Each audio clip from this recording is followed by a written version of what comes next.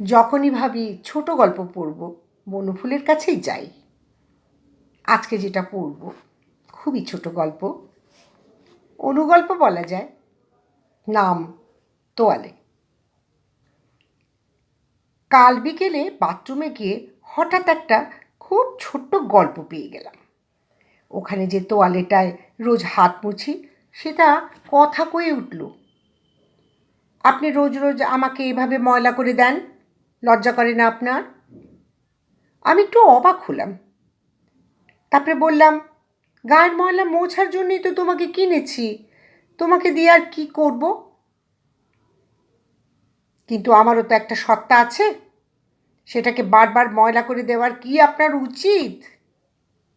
মাঝে মাঝে তোমাকে তো ধোপার বাড়িতে কাচিয়েও পরিষ্কার করাই।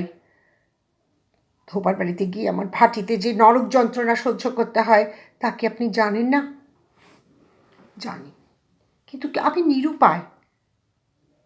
আমাকে তোয়ালে একটা রাখতেই হবে, সেই জন্যই তোমাকে বাজার থেকে কিনে এনেছি।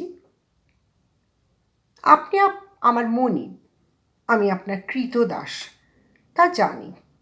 সেই জন্যই আমার অন্তর্দাহ এত বেশি। এর জন্য তুমি কি করছো?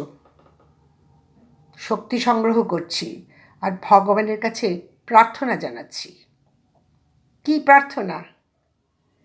যাতে আমি আপনার মনিব হই আর আপনি আমার তোয়ালে হয়ে যান।